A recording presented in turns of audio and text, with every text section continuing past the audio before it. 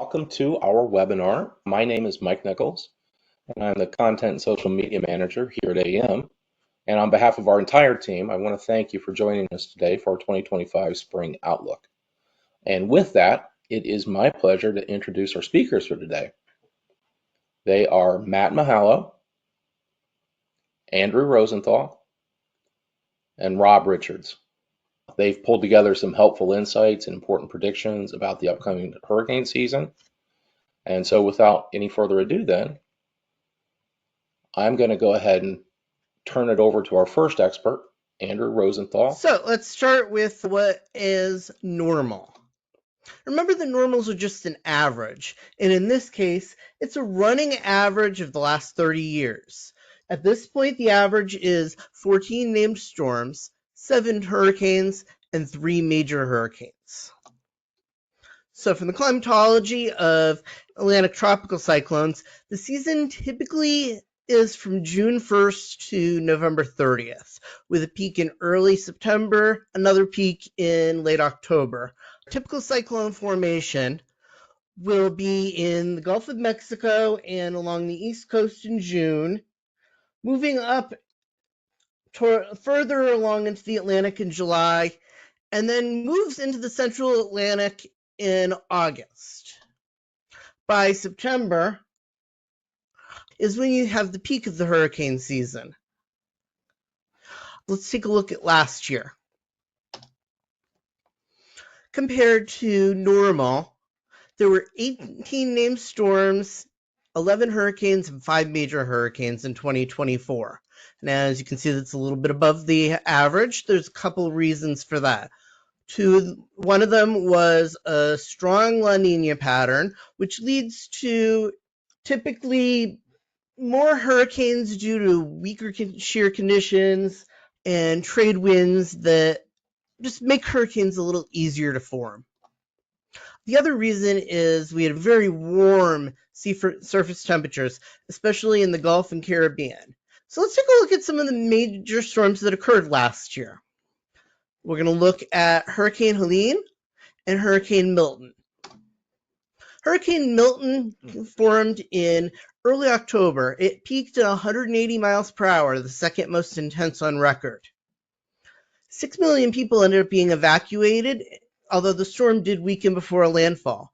When it did make landfall near Siesta Key, it produced a tornado outbreak in Florida and wind gusts to 107 miles per hour. Damage has been estimated at about $34.3 billion. Now, Hurricane Helene is the other storm that was a memorable major storm. By the numbers, it was a Category 4 hurricane. It made landfall along the Big Bend of Florida, but what it's really going to be remembered for was a severe flooding event. Damage was estimated at almost $79 billion. Parts of North Carolina got as much as 19 inches of rain. And there was a 15-foot storm surge along the Florida Big Bend. In all, 249 people were killed in the United States. And now that we've discussed last year, let's move on to what we can expect this summer. So there's 2 main components to our forecast methodology this year. We have the machine learning model, and that's a neural network model that forecasts the main numbers. We've got accumulated cyclone energy, and then, of course, the named storms, hurricanes, and major hurricanes. The data that goes into that model spans 45 years from 1980 to 2024, and it utilizes several global atmospheric and oceanic predictors such as AMO.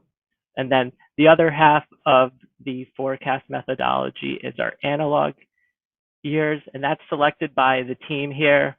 We typically look for 5 years that we feel have pretty similar expected atmospheric and oceanic conditions from June to November. And then we also look at the average of ACE, named storms, hurricanes, and major hurricanes for those analog years. And then we bring that all together, and the final step is we review the model output, the analog years, and we make any adjustments that we deem necessary. Now, once we got together as a team, assessed everything, this is our final hurricane forecast for this year. In this chart here, these are the values for the 30-year climatological period that we've been referencing. And then over here is the final forecast. We believe 150 is the most likely value. In parentheses here is plus or minus 1 standard deviation. So 116 to 184. And then same deal for named storms, 17, 8 hurricanes, and 4 major hurricanes. And then based on those numbers, we forecast a 46% chance for above normal activity this season, 45% chance for normal activity, and then 9% chance for below normal activity. So now that I ran through the forecast from AEM for this season, I'll run through some final thoughts as we head toward the start of the season. So first off, a potentially active season could be ahead. We've mentioned the neutral to perhaps even a weak La Nina phase for later this summer into the fall. And those do show a positive correlation with at least average to even above average Atlantic hurricane activity. For this season, primary climate drivers are leaning towards anomalously warm Atlantic sea surface temperatures across much of the North Atlantic basin. And then there's signals that we could even have an active West African monsoon, which would lead to potentially more frequent and better organized, vigorous tropical waves that move off the west coast of Africa into the main development region. Typically, these tropical waves can be precursors to storms and then even hurricanes, depending on the conditions at that time.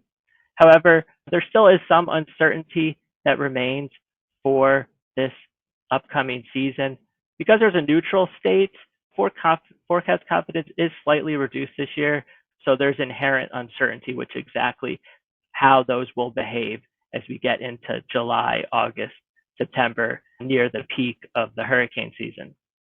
So the bottom line is, with our forecast, it's important to just be prepared.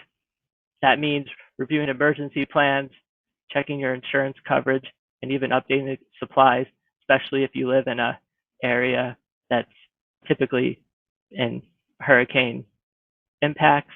And then it only takes one storm to be impactful. We see that many years with a lot of storms that have brought a lot of damage and increased costs, such as Beryl. We had Helene and Milton.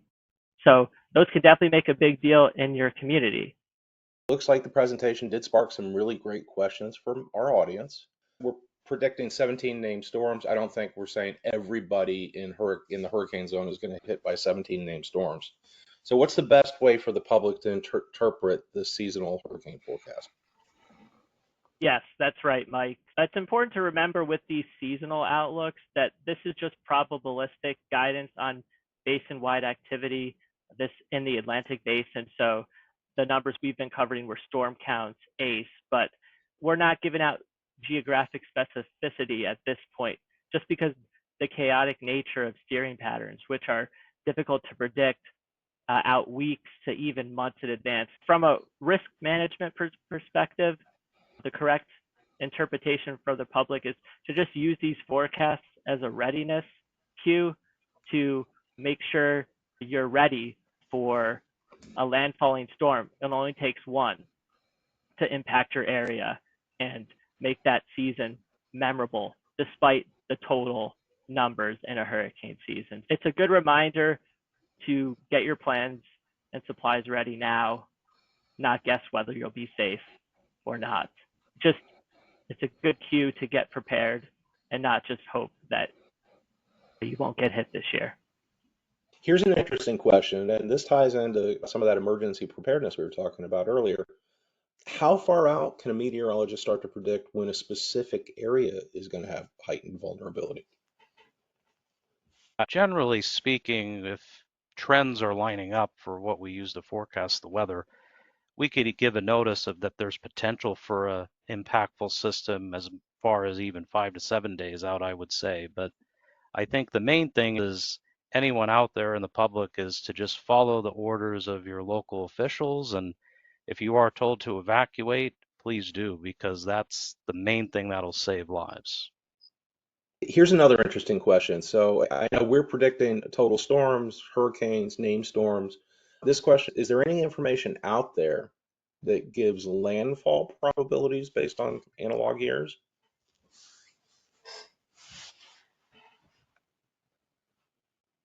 Typically, as we've mentioned, you can see trends just in terms of the statistical probability being higher in an active year just because there's more storms forming. But like we've been hinting on, once you get out past 10 days, the steering patterns really become unpredictable, which really affects the track and intensity of these storms and ultimately where they would make landfall. So the forecast calls for above average hurricane chances this year. Where do you expect the most favorable development this year? In the Atlantic or the Gulf Coast area? I would tend to favor Western Caribbean into the Gulf, particularly from August to October. That's when typically you'd have the warmest sea surface temperatures, best moisture out in the main development region where we mentioned there's cooler sea surface temperatures right now, although that can change based on the trade winds. As I was saying, I would lean towards the Caribbean into the Gulf of Mexico. We've already been seeing above average sea surface temperatures there. What tools do we have to predict and measure how storm size affects potential impacts? Typically, we use our numerical weather models. They are capable, those are our core tools to forecast storm size. You can get a feel for the size of a storm. There are specific hurricane focused models like the H-Worth and the HAFS. They are designed to hopefully capture the storm size in a high resolution way. For hurricanes, they can help us with eye wall structure, the wind radii as well, maybe where rain bands are going to be. Then, of course, you have more of your global models, the ECMWF and the GFS. They can help you see the wind swath of a storm, like the broader wind fields. They don't quite have that resolution as the hurricane focused models, but they can also help you pinpoint generally the rainfall impact and even looking at surge as well. There are several tools that we use to predict the tropical cyclone size and its impact footprint. I want to be respectful of everyone's time. So with that, it is time to bring our webinar to a close. So I want to start off thanking our speakers for taking time out of their schedules to share all this fantastic information with us. And thanks to all of you for attending.